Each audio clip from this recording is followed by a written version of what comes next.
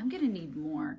You know, I switched to decaf like about a month ago, and it's been brutal. It's been brutal, you guys. I don't know how you're doing that. I don't know how you're doing that. I'm thinking of getting a pixie cut. All you Yes, women out there, you should do that. I'm thinking of doing it. You could so carry it. That's I don't the know thing. if I could. I don't know. Yeah, you can. Because when your hair is up, it is so cute. I'm tired of it, you guys. Look how cute that was. Do it again. Show everybody. The girls, guys, just check out for a second, okay? I'm talking to the ladies out there. I'm almost 50, and I'm tired. I'm tired of this. I'm tired of straightening it, and I'm just tired of it. You know what I'm saying? What's that movie that Madeline Kahn is in where she's like, I'm tired. I'm tired of straightening my hair. You know what I'm saying, ladies? I'm over it. Is that Blazing Saddles? And it's thinning out because of menopause. You know what I'm saying? You know what I'm saying to you ladies out there? Some of you understand where I'm coming from. I'm younger than her, and I went through menopause earlier than she did. I still haven't had it. Yeah. Anyways, I'm just saying I'm tired of my hair. I just want a pixie cut. See? Ooh, that would be cute. Okay, so I'm pondering. You guys, we have a couple of really sweet letters to tell you about. One from Thomas Aumack, who sent us these really cute Keep Indiana Red stickers. Oh my God! Those are so cute. Isn't that cute? Those are from printedkicks.com. Thank you very much, Tom Aumack, for sending us those. I love them. So cute. So cute. Those are really cute. What is this one? Oh, okay. So I'll do that in just a second. Okay. First of all, we need to get to this sweet card from Karen. Hi, Karen. Who said, thank you so much for bringing a smile and many laughs to an otherwise boring day. I've been listening to your Facebook Lives for a couple months and look forward to it every day. Just started quilling. Do you guys know what that is? What is quilling? I'm going to show you because I had no idea. Quilling. Not quilting. Not quilting. Quilling. And she said, I thought I would try your logo. I'm a beginner, but it really helps pass the time. You guys, if this is beginning quilling. Oh my God. I mean, are you serious? What in the wait. See what is it? Like what's like material? A paper. I think it's paper. It's like oh my. I think. Yes. It's like it is. It's so cool. You guys, this is paper. You can't see. Can you see up close? I think you can see the detail. Yeah. Can you see up close? Isn't that awesome? Holy cow! Quilling. Quilling. I mean, if this is beginning, that's freaking amazing. What's like intermediate and advanced gonna look like? Seriously. Good Lord. That's awesome. That's amazing. It's so pretty. I just love that so much. Thank you. Like the talent you guys have. Oh my God. It's unbelievable. Out of control. It's unbelievable. I can't even, I can barely make toast. Yeah, tiny, tiny pieces of paper. It's like origami, only fancier. I mean, that had to have taken so long to do. They look like little roses in there. Yeah, like you little see, tiny... like the little roses in there, I love that. So I don't amazing. think Karen has like a website or anything. It's just something that she's got a hobby, but maybe she should start doing that for you should start selling that. I never even heard of that until today. I've never even heard of. I didn't either. I was quilling. like quilling. Yeah, but that's what that is, and it's beautiful. It is fantastic. Thank you so much. Thank you. Really also pretty. From Connie Miller, and from oh God, I can't read that. Lloyd? No. Mark Evans. Mark Evans. From Connie Miller and Mark Evans, they sent us copies of their books. We got some books, which we appreciate. We so appreciate. And that's lovely, as we will be adding them to the ever-growing pile. We have a pile of books, you guys. But we're not going to be sharing titles of books that we are sent anymore until we've actually read them, because we just don't feel right about promoting something that we don't know about. Yeah, or that we haven't read. That just feels weird to us, and so we're just not going to do that. I mean, very much appreciate it, Connie and Mark. Appreciate it. Very much appreciate it. Yeah. Just don't feel right about promoting something. We don't know what they're about. Because what if they are something that we don't like? or we just don't know what's in the book. Like we don't. Yeah, we don't know. So we don't know. We're not real comfortable like holding up and be like, oh my gosh, read this book. Yeah. We don't know what's in it. Exactly. You know? So we're kind of like, we probably shouldn't do that. It's not to say we don't appreciate it. We absolutely appreciate it. Because we do. Oh my goodness, we do. Yeah. It's just that we just, do you see? That you know, we just but it's do one that? of those things we just can't do. Because it's like different with these things that people make and so that we can see and hold and show. And we understand it, and we've like, it's like we don't have to read it and absorb it and like say, hey, you guys, look at this. Right. Because we understand it and can see it. You know? Right. But we haven't read like these 200-page books. We just can't do that. I'm not a speed reader. I'm not even. You know, I'm not like a a reader. I'm not Matt Damon in Good Will Hunting, where I can just like, you know. Although I am reading Sarah Sanders' book and it is awesome. I can tell you that. Yeah. It's a really good. Yeah, it's a really good. She didn't send it to us directly, but I'm just saying, I would definitely promote that. When I retire, I'm gonna read so many books. Well, you have a huge pile waiting for you. Yeah, so. and that probably won't be till I'm about 80 years old. Yeah. Also, and we haven't read this yet either, but Judy Smith wrote us a short story that I don't know what it's called. Having Kittens. It was very, very sweet of her to do that. And she said, Amy Jo and Miriam, I hope this note finds you well and happy. What a difference you're making in this crazy, crazy world. Nearly 5 years ago, I was provoked enough to write this short story. My intent was to craft an argument that actually comes from the opposite side. I hope I succeeded. Thanks for what you do. And then she sent us this note card of a picture from her front yard during a smoky day in Northern California. It's beautiful. Yeah. She said it could have been recent, but it's actually several years old. So it could be recent because people in California right now, like my boy and his girlfriend live in California, and they sent us pictures yesterday. It looks like they're on Mars, you guys. It's so weird, the sky. Oh my God. It looks I mean, I'm sure you guys are seeing it in your social media feeds. Yeah. All these people that live in California that are posting pictures where things are red. It's just, it's crazy. It's like apocalyptic. Yeah. It looks so strange. I was like, wow, that's weird looking. It looks really, really strange. I would not want to be there. Yeah. All right, so that takes care of our thank yous for the day. So, what y'all think about Bob Woodward? Man, can you believe 18 interviews? Trump sat down 18 times to talk to him. And I loved Kayleigh McEnady's response to a press question about that when they were like, why did Trump sit down with him when he knew that this was going to come out before the election and all this stuff was going to be said? And she said, because he's the most transparent president ever. And I was like, that's damn right, Kayleigh McEnany. Yeah, she's 100% correct. Yeah, and he's not afraid, and he's just going to say what he's going to say, and that's what he said. And now people like Fauci are backing him up on what he said, and he's saying, yeah, I didn't want to cause a mass panic, and I'm glad I didn't. Yeah.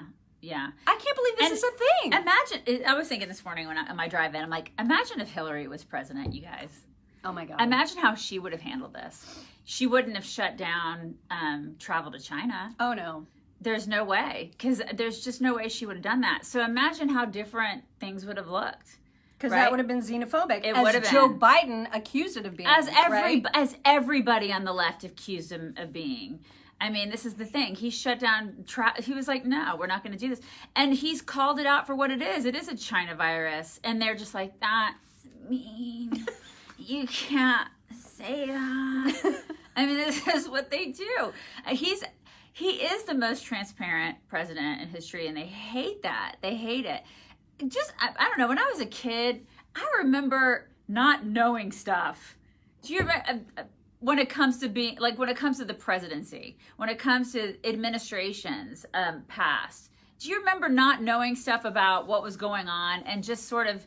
It's like being sort of blissfully ignorant when it comes to, national security and things that we know so much about every day. That I'm not saying that we shouldn't know these things. I'm just saying that we probably sometimes know too much. Oh my God, we know way too much. We know too much now.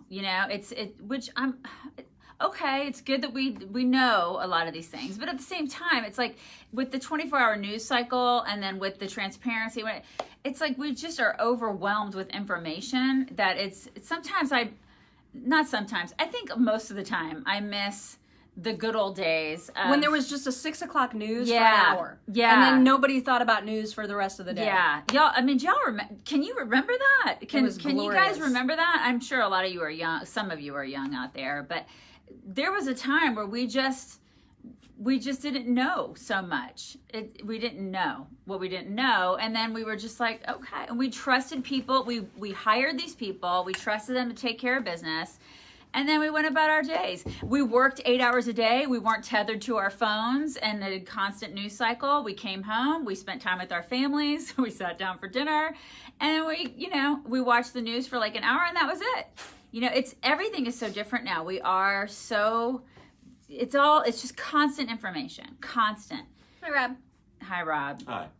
Why do you gotta look so, like, squinty-eyed and sinister? Because I'm a squinty-eyed, sinister person, okay? It's a little intimidating, I gotta say. Rob. You ever heard of quilling, Rob? Look at how good This is quilling. quilling. This is amazing. You're going to learn something here new every day on the Chicks on the Right What is show. quilling? This Quilting? is not Quilling. quilting. Quilting is when you have like a blanket. Oh, I didn't even notice this little rose at the top. Look at the Oh my God, they're in every corner. They're in every Show corner. the roses. Oh my God. The roses Did in you every see that? corner. Did you guys see the roses? I can't.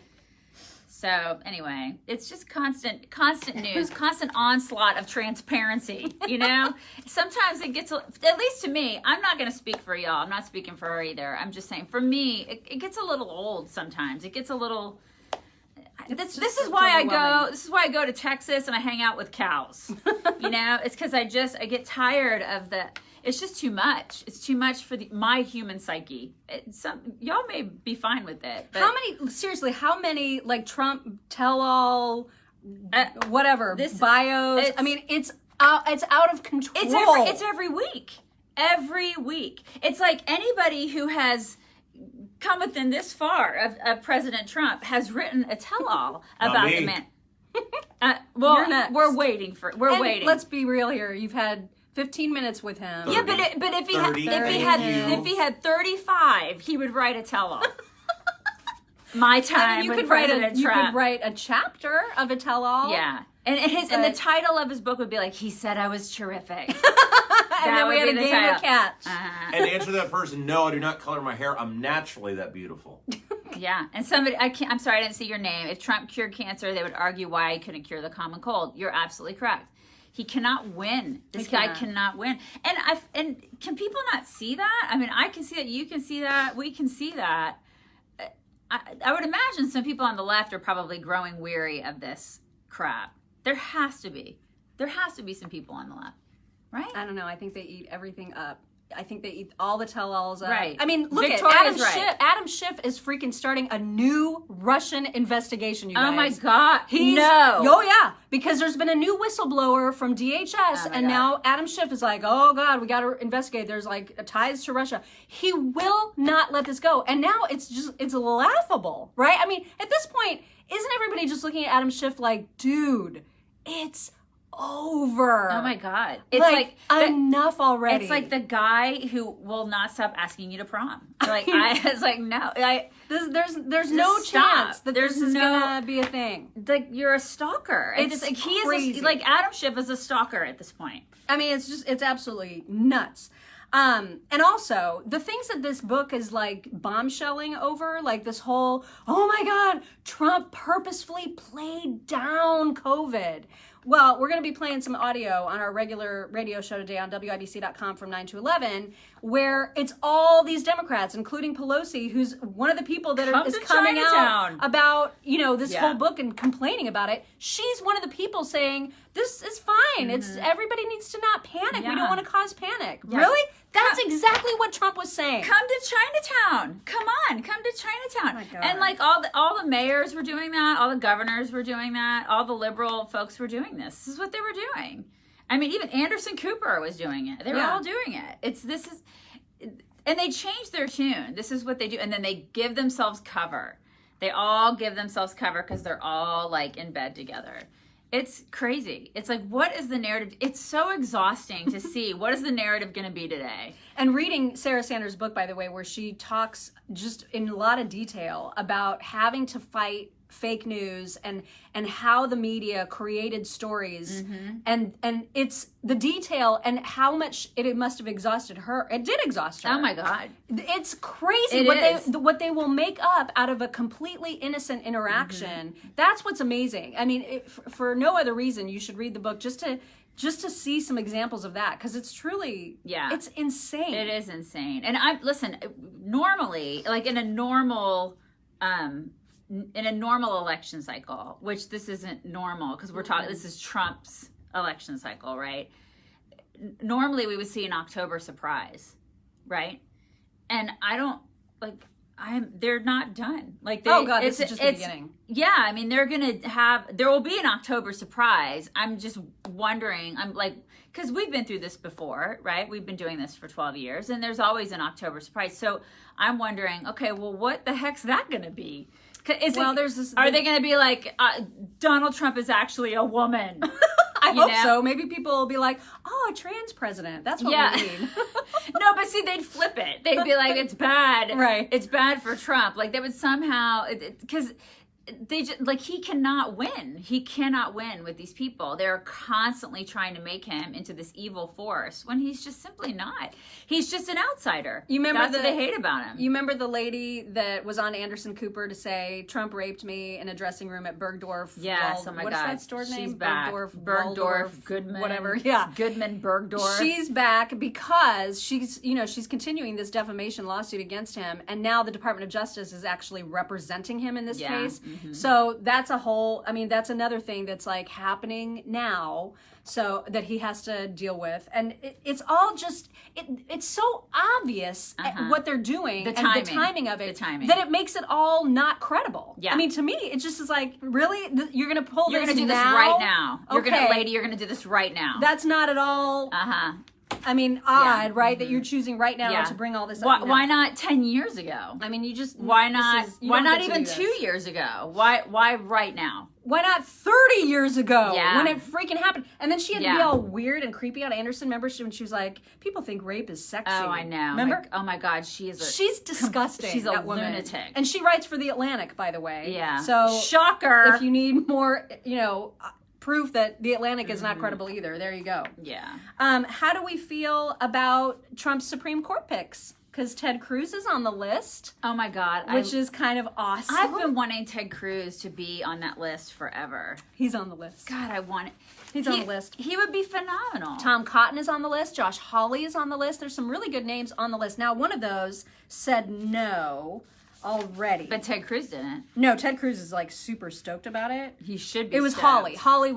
Is it Hawley that said, yeah, Hawley's declined a potential nomination. He said, Missourians elected me to fight for them in the Senate, and I have no interest in the high court. Appreciate it, but no thank you. So, Ted Cruz, though, he would be all over that, right? I mean, that would be a great position Ted Cruz, for him. oh my gosh. He would be amazing, you guys. I just need for Trump to have the opportunity to fill these next seats. Yeah. Everybody pray. If you're a praying person. For real. Everybody, I don't just pull out all the stops. Like, just hope do that all he can the praying. Just do it, because Ted Cruz he'd be amazing at that. He's just I don't care what you think about him, and we would say what we need to say, because sometimes we would be like caw when it comes to him, because he does look like an eagle. He used to look kind of like an eagle, and so we would compare him to like an eagle. And now with the beard, it's kind of anytime a guy grows a beard. It elevates him. You know what I'm saying? I mean, most guys. There are going to be some exceptions to this rule. Who's the exception? Well, I don't know. I can't think of one off the top of my head. This is the thing. You can't think of one off the You can't. But I'm just saying. You cannot think of one off the top of your head. There are probably some. But I feel like it raises the bar for you if you're a dude. It definitely adds to manliness. It does. Which is in short supply these days. It is. Let's face it. It's in total short supply. So if you can grow a beard, dudes. You guys have seen that picture, that Photoshop picture of Trump with a beard, right? He's so good, right? He looks so good. He should cut his hair. And grow a beard. And if he can't grow a beard, he could toupee his hair into a beard, because it looked that good. You guys can grow a beard. I don't know. There's some dudes guys can that like grow, like even my husband who's very furry. You know, there's like one spot over here that So like doesn't. what? Grow, you know what I mean? So like, I mean, you never know. Don't you think they have like, this, the spray on the can hair? He could like spray a little. He could just be like right Can there, hair. like with some can hair right in that little spot or something. You just fill it in. It's fine. You guys, we're going to talk on the show today about this whole Oscars thing and how they're like making requirements for Best Picture. You have to be like so woke in order to have Best Picture. Have you guys heard this? Can you believe it? They have requirements for best Picture. You have to have a certain amount of like, Black people, a certain amount of like. Oh, it's a huge list of requirements to have a Best Picture. So, like you said to me yesterday, you go, Schindler's List would never be Best Picture. I mean, think about seriously. That. Think about it. Because there's not enough of this diversity bullcrap. This is literally Harrison Bergeron coming to life. Yeah. Have y'all ever read Harrison Bergeron? If you haven't, it'll take you 10 minutes. Yeah. Go read it right now. It's online. It's Kurt Vonnegut's Harrison Bergeron. We talk about it a lot. We used to talk about it a lot more on our site. Like, we're big. Kurt Vonnegut's from Indianapolis. Kurt Vonnegut's brilliant. Anyways, that story is basically, we're seeing it play out before our very eyes. And this is an example of it. Yeah. It's incredible that this is but this is, the Academy is losing credibility like by the moment. Yeah. And so is Hollywood. Is just one more way. And so is Hollywood. They're ridiculous. They're a bunch of woke, liberal idiots. And these people claim to be intellectually elite. This is the dumbest thing ever. This is so dumb. People need to start calling them out and just saying, we're done with you. We're done. And hopefully this COVID thing has bumped them off their pedestals a little bit. People may get mad at me for saying, hopefully, this has done that to them. But I kind of hope that it's done that to them because they were getting a little too big for their britches, getting up on stages and trying to tell us how to think about stuff politically when they live in this bubble and they don't live in the real world. But I do feel like now they don't have the platform that they once had because they're not doing movies. Like we're not going to movie theaters anymore. We're not doing the things that we did before. And I don't think they do have the platform. I think that they are losing money, a lot of these people. So what are they going to do? They're just going to woke themselves to death. Yeah. Honestly, they're just woking themselves into oblivion at this point. Yeah. You guys, good news and bad news about the books that you guys have ordered. And thank you to those of you who ordered straight from Amazon. Apparently, a lot of you have received your paperback copy of Right for a Reason already. We haven't. So the bad news for those of you who ordered inscribed paperbacks directly from us is that we're not expected to receive them in our office until the 21st. So we won't be able to start signing them and getting those shipped out until after the 21st. The good news is that I'm going to ship out all the hardcovers today. Yeah. Today! They're going out today. I'm taking them to the post office right after today's show. I cannot believe they're done. Shipping them out today. Cannot believe they're I know, done. I can't either. Like, we got this done crazy. in, what, three days? Yeah, it's 3 done. days we got it The done. hardcovers are done. And listen, if you have a paperback in your possession, like send us a picture of your happy little face because we haven't seen that. We don't have them because I couldn't believe this. But she was telling me that Amazon was like they give you guys priority over us, and I'm like, but we're the authors. And I feel like we should get a copy in our hand first. They don't do that. No. And they charge us for shipping. Yeah. Oh, they don't treat the authors very well at all. No. They treat their customers just fine. Which is great. Fine. I'm happy that you guys have them, but we are dying to get our hands on a copy, and we're like, well, that kind of sucks. Melanie just asked if we would ever consider writing another book, and it is an interesting question. The answer to that is mostly no. Because it's a lot of work, you guys. We've always said no. We've always said no, but she's trying to convince me to do it. Well, I don't want to write another book, but I'm thinking about doing a best of sort of compilation. She's trying from to get our website. Trying to convince me to do that, and because I'm like, we have for those of what about OnlyFans? No, for those folks who've only followed us for a year or two, you've missed some amazing content, and some of it is so far back you would never be able to find it on our website. And it's when she and I were the only ones that were on the site for like what 5-6 years, probably. Yeah. It's like we wrote really good stuff. We did it by ourselves, and it's when we first started, and it was blood, sweat, and tears. And we did it when we had other jobs, and it was just 14-hour days, and it was. And if we did it ourselves, the other thing that we could do, because we were thinking, okay, well, the most we would have to write is maybe like an introduction, and we can make it a bit more personal. Yeah. We can even include photos. She's trying to convince me. I really wanted to do it, you wants me to guys. do it, but I don't think it'll sell. Well, that depends on these folks. And that's a lot of work for something that won't sell. So I need to know if there's interest, and if there's interest, maybe I'll think about it. But so wait, you're not going to do an OnlyFans, or you're thinking about? We're not doing an OnlyFans. No. 100%. 100% no. Yeah. Okay. Very disappointed in both of you. So anyway, I don't know. The answer to the question is really, Yeah. I just don't know if I can convince her, but I'm trying. Yeah. In fact, did you see the list